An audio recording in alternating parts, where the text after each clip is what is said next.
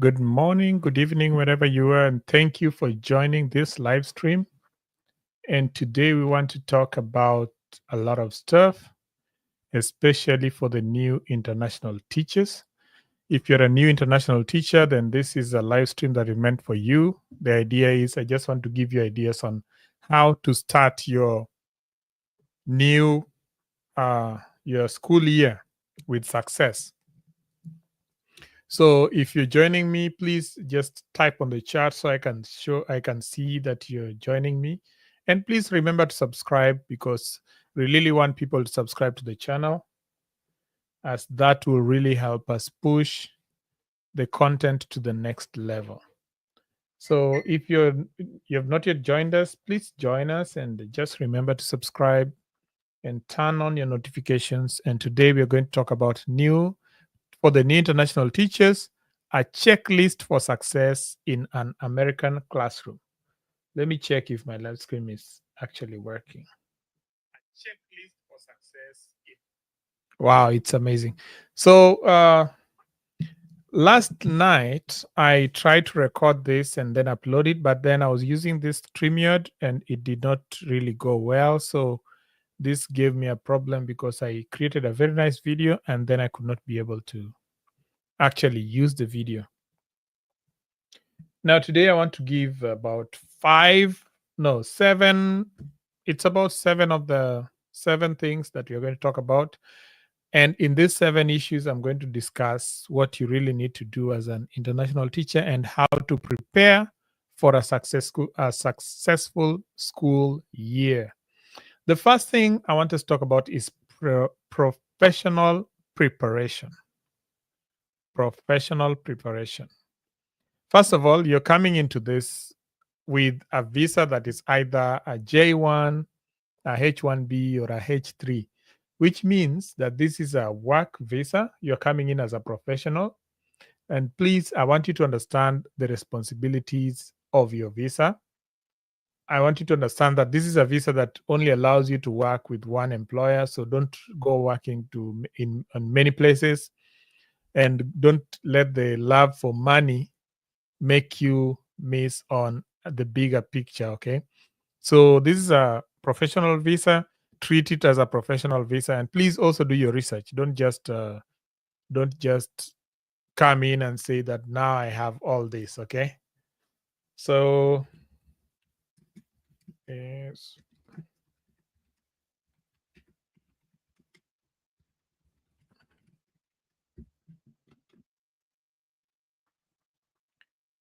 Alrighty. So now the second thing is that obtain state certification, license, or temporary teaching permit. I want to just show you that, there comes a time when you really need to obtain certification. When you're coming in as an international teacher, you get international teacher certification. This is actually just a temporary step. It is a temporary step to enable you be able to teach. And then after that, they kind of ask you to do some exams so that you can obtain a teaching permit. Now, the exams are usually in things like praxis, or if you're in Texas, it's called Texas. If you're in Georgia, it's called the GSEE and stuff like that. So just ensure that you're obtaining the correct state certification, because that will give you an idea of what you're supposed to do in order to become a teacher. Okay. Thirdly, please attend school district orientation and new teacher induction. These are sessions where orientations and inductions, they take a course of 1 year, and these are a situation where they come in and they show you how that school runs their show. Essentially, they show you how they expect you to behave, how they expect your students, what you'd expect from the students, and stuff like that. So it's not just about going and sitting there. Ask questions, see what struggles you have. If you have struggles, ask them, hey, how can you show me how this will happen? And that is one of the issues that will sorry that is one of the issues that you really need to do. Like, you have to really attend these orientations and teacher inductions so that you get abreast and you get into the system of that school. Now, you have to review the school calendar.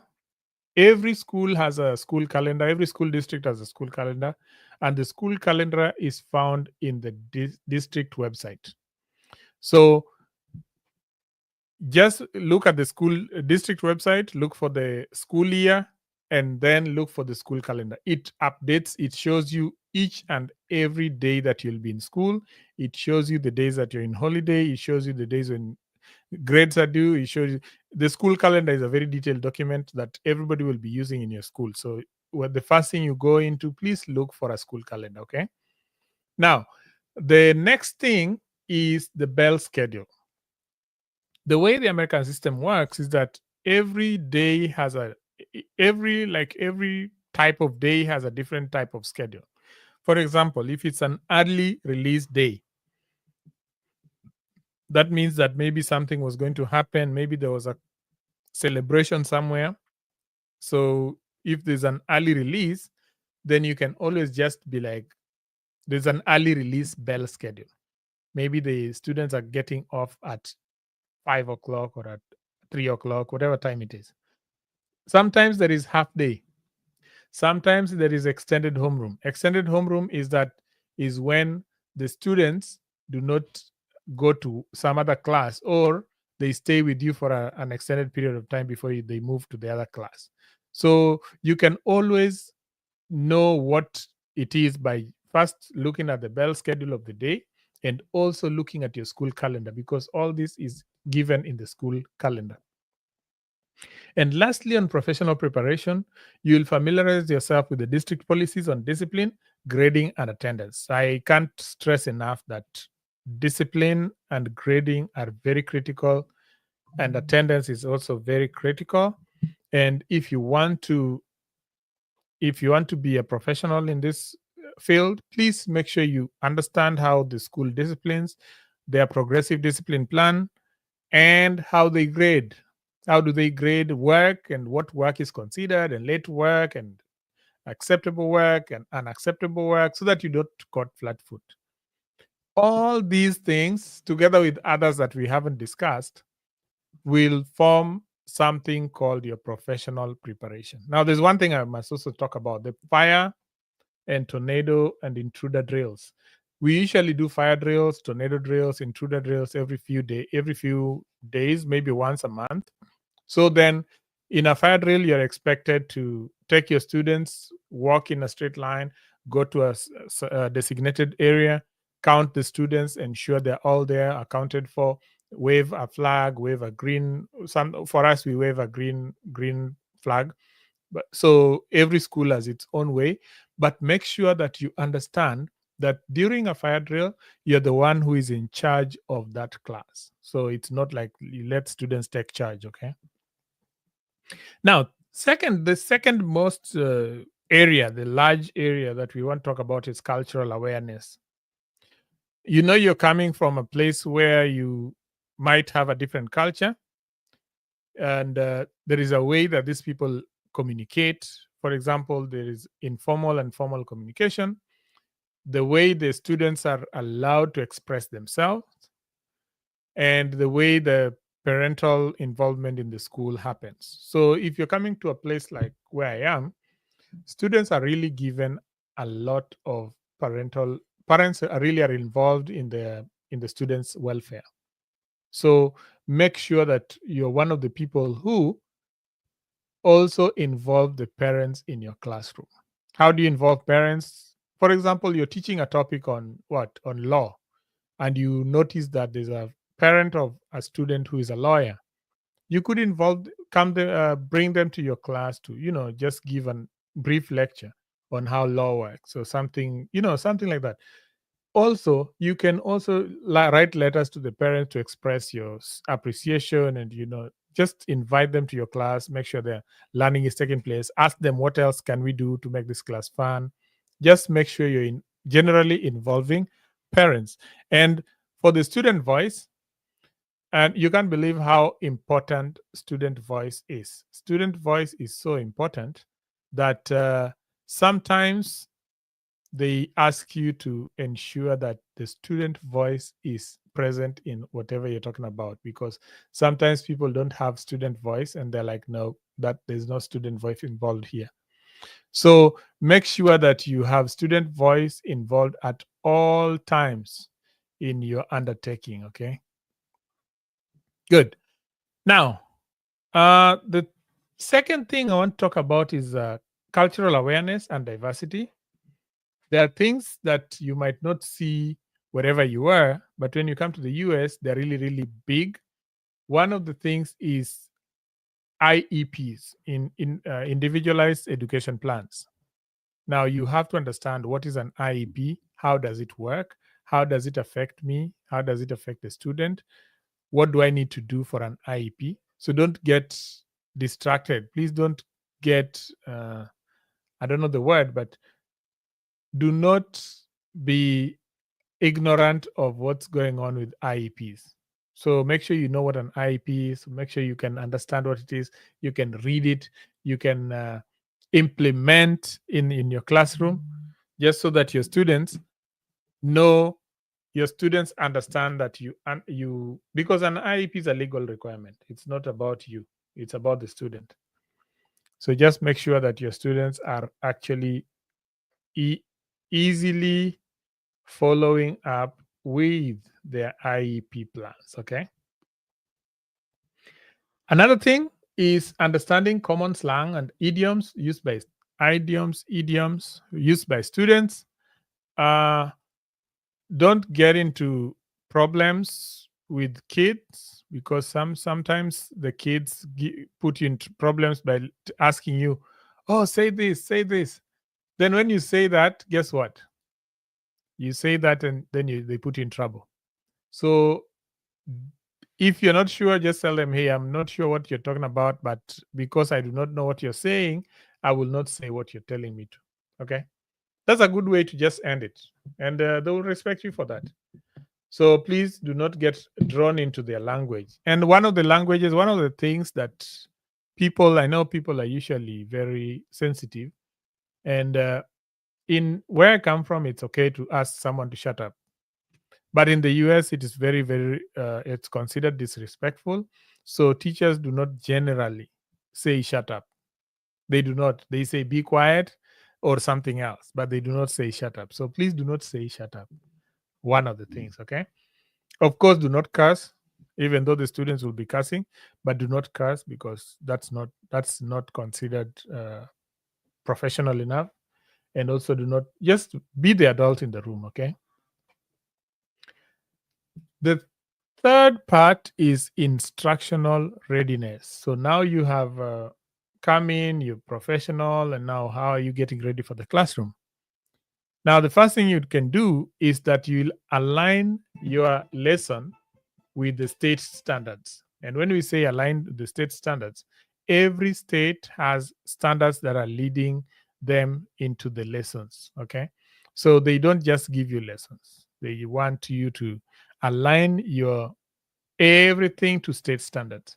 And for example, in South Carolina, it's called SCCCR. Just type in, for example, you're told to teach English, just type in English SCCCR standards, and then it will give you a standard document. And you can look through the class, you can look through the topic, you can look through what you're supposed to teach, and also there are resources that will help you to develop the lesson. It is a very, very, very thorough document which you can utilize for doing all your work. Okay. Number two is incorporate differentiated instruction for diverse learners, which means that please take care of everybody in your classroom. There's a struggling learner, there is the bright learner, there's the middle tier learner. Please make sure you're taking care of everyone. When you're designing your lessons, make sure everybody is taken care of. Okay. In that way, you will be one of the best teachers. Meanwhile, why haven't you subscribed? Why? Why have you not subscribed? Why have you not subscribed? This is for entertainment purposes only. Now, the next thing I want to talk about is integration of technology.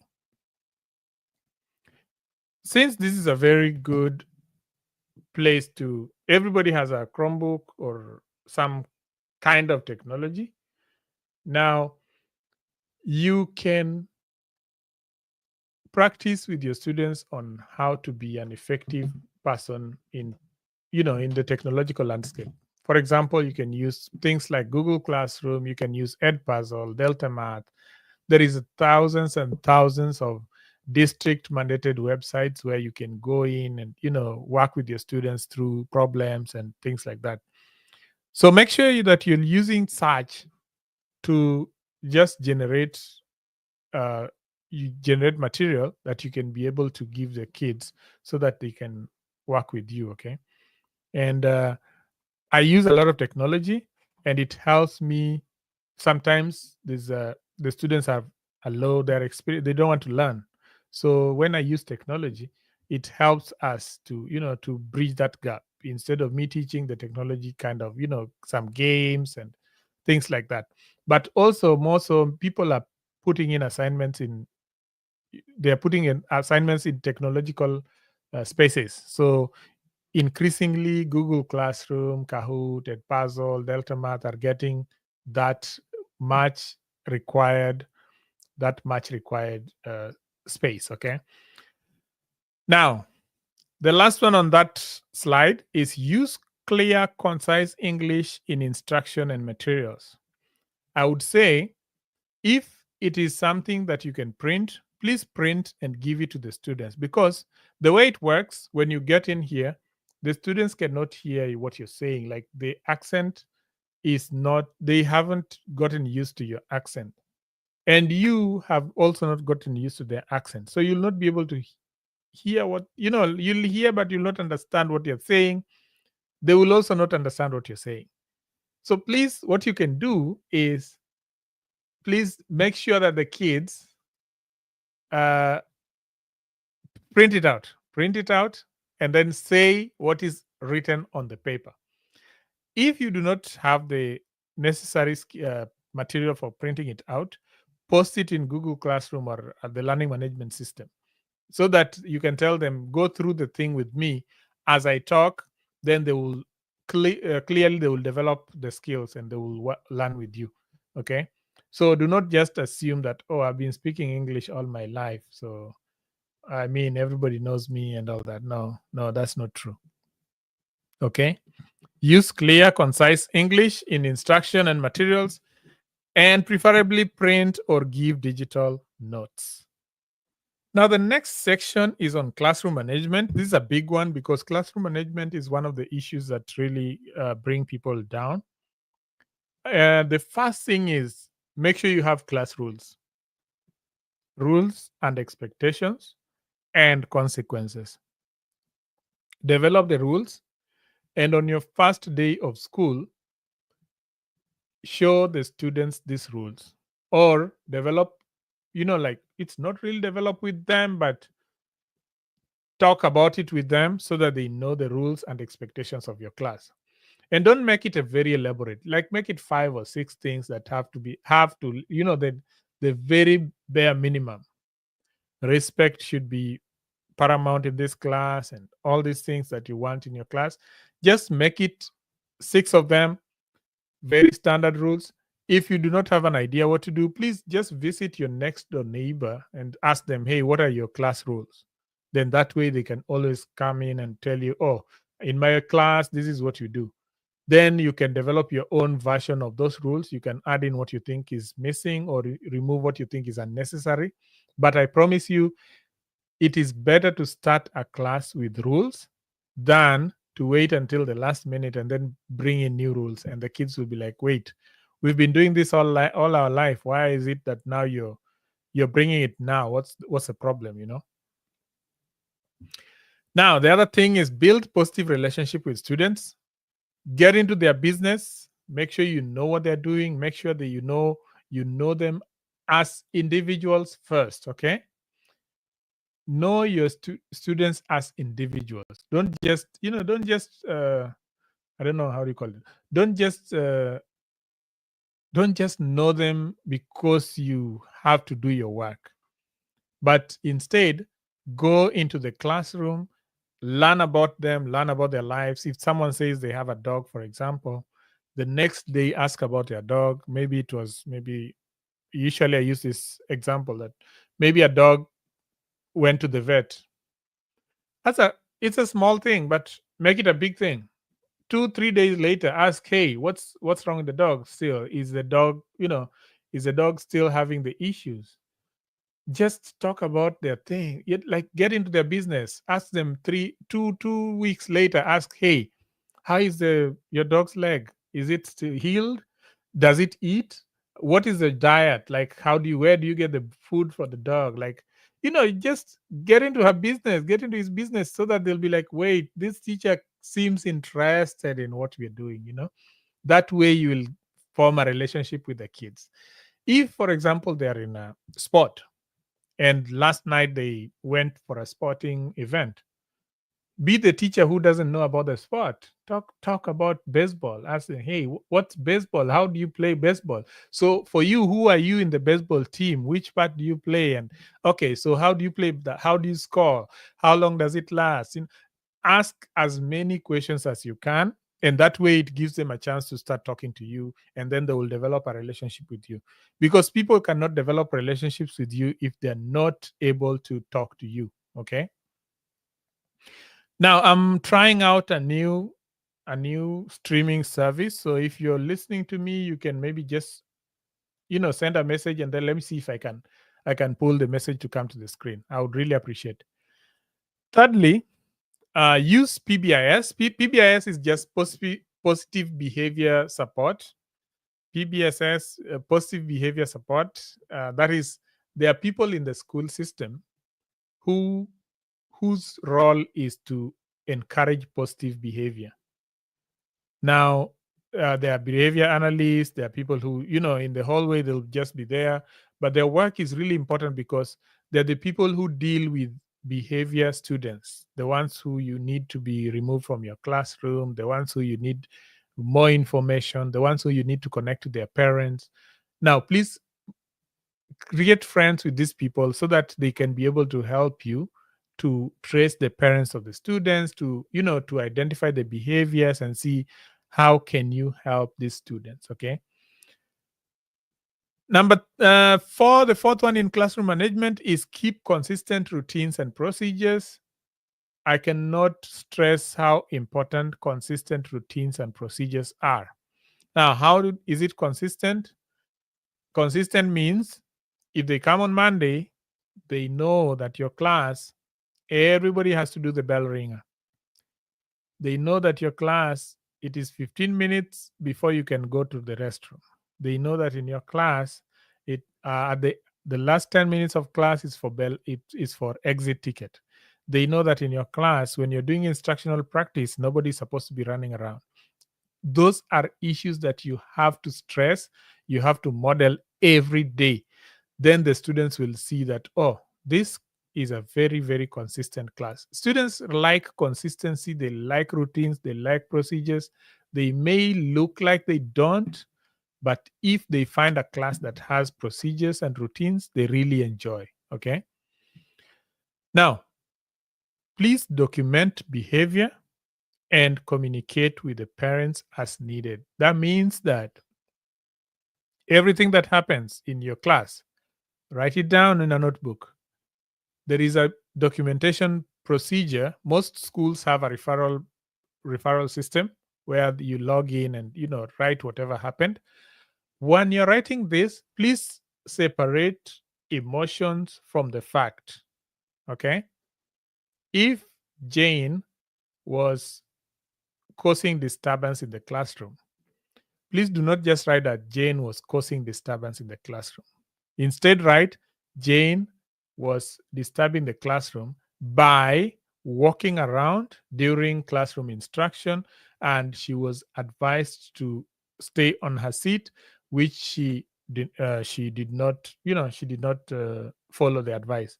So that way, someone knows that, oh, this is not really, it's not that the teacher is looking at my child with bad eyes. Even if the parent sees the referral, they'll be like, oh, so Jane, why were you walking in class without permission? So it ceases to be an emotional event, but it's a factual event. Okay. I don't know whether that makes sense. So please document the behavior. Also, for those small behaviors that, the adolescents are also just crazy.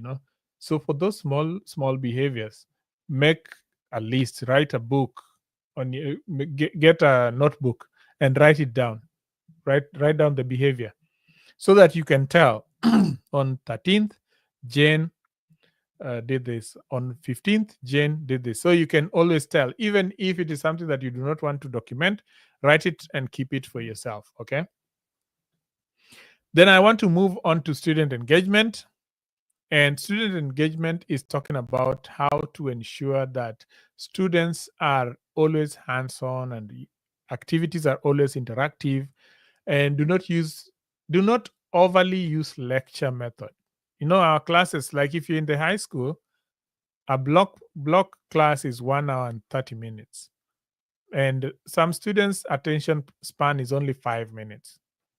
So instead, you can give instructions for the 5 minutes and then give them something to do for the next 15 minutes, and then give another instruction for 10 minutes, and then give them something else to do for another 15 minutes, like that, so that it is always engaging the class. So, for example, you're teaching about graphs. Now, do not just start explaining graphs. The first one is explanation, the second one explanation, the third one explanation. No, instead, explain the first one, give them an idea of how it works, give them a worksheet, tell them to do the worksheet, let them make a presentation about the worksheet, move on to the second idea. In the second idea, engage them in a game. Let's see who wins. Things like that. Make sure that your class always has hands on. You're always writing stuff. You're always moving around. You're always going to the wall to see, word walls and stuff like that. Don't just be a class where students sit and listen to the teacher. Number 2, encourage student collaboration and voice. Now, student voice is, if something is not working well, the students should be able to tell you that, hey, teacher, I think this is not working well.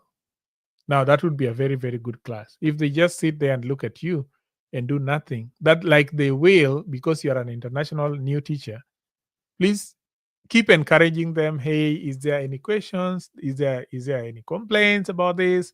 Because, and also give examples. Just tell them like, oh, when I was in your age, in your group, when my teacher was teaching this, I had a problem understanding how to round up fractions. It was a problem, and I don't know if anyone else is having the same problem as I did. Then they will be like, oh, so okay, I'm also having the same problem. So that is a better way of looking at it. Then encourage group work. Make sure you do some group work. I know the adolescents are very edgy about group work. Don't worry, just give them some group work. Sometimes in my class, I give group work, but I'm like, oh, you can choose your partner. Just make sure there's 2 of you, or you can do it by yourself. Okay, then that way they think they have a choice. Okay, make content relevant to real world scenarios. Look at content that affects their life. For example, there's an earthquake. Look at graphs. You're teaching graphs. Ask them about how do we know how much of the earthquake, what is the Richter scale of the earthquake, what is that? So then relate that to the graphing. Or maybe there's something that happened. Maybe they want to go into construction. Look for a way to twist it so that there is a graph in a construction industry. Okay. There are some people called English language learners. These are students whose first language is not English. Now provide scaffolding. Scaffolding simply means give them notes, give them like Google Translate, provide them with a dictionary of their language so that they can understand some of the terms that you're using in your subject, because some subjects have very difficult terms. And because someone is learning a new language, which is English, then they will have difficulty understanding what you're saying. Okay, so just scaffold for them, give them grace. And the last one on this student engagement is that encourage growth mindset and celebrate small wins. Now, small wins, any small win, let's celebrate. Let's clap for him. Let's give a high five. For the kindergarten kids, any small win, they excuse me, they run around. They do a candy party and all these things. Just ensure that your classroom is always celebrating small wins. That way, everybody feels like a winner. Don't wait until you're looking at the first person and the second person and then the sixth person. Even though they've worked so hard, they are not celebrated. Okay. I hope this gives you an idea of how to engage the students. And then the other one is communication and relationship. I think this one we've already talked about some of it, but introduce yourself to your colleagues. When you go, the first thing you do is you introduce yourself to your colleagues, your admin, and your counselors. Please ensure you know who they are. Then also learn about your students' background and interests. I really explained about that. Communicate with the parents and the guardians. Also, please ask for a mentor, buddy, or teacher. Okay, just ask for someone who will be a mentor, because these mentors will help you to to understand the school. So, and I mean, it's your right to have a mentor or a buddy teacher on your first first year of school. Also, to build rapport, please join extracurricular activities. If you're a track trainer, if you're a coach, if you're a whatever it is, if you know how to play chess, if you know how to do some handwork like weaving, like whatever it is, just join so that you can be able to help the students to grow. Okay, then the last part is for your self-care and your adaptation. And for this, I just want to talk about your mental health, because you're in a strange land. Usually you'll feel lonely, sometimes you'll have emotional issues. Please take care of yourself, because there's only one you. Now seek support from your cultural or teacher exchange networks. If you have WhatsApp groups, just talk to them, ask them what happened, because that way you'll be able to, understand that this is something that's happening to all of you. Then also do a weekly reflection. Just reflect on, how did I do this week? What else can I improve in this coming week? What are the areas that I'm really doing badly? What kind of help do I need? So that when someone asks you whether you need help, you actually know what exactly you need for help. Okay. The last thing is that please stay connected to the people from your home. Do not just say that, oh no, because I'm now here, I do not need them. And once you're connected to them, they will be able to support you as you do all your work. Okay, just call them. I know the time difference and stuff like that will make it difficult, but please just call and ask them, hey, what's going on, and stay connected to everything else, just be connected. Okay, be connected. Now, these are some of the things that I wanted us to talk about, and I hope that this was a good video for you, as I want to end this here, so that you can start your school year with the best that you can. Now, get back to me on the comment section. If you want to, you can always join my YouTube and be a member. That way we can always have some private conversations, and we can do some guidance and make sure that the world is a better place to be. I wish you well in the coming school year, and may God bless you.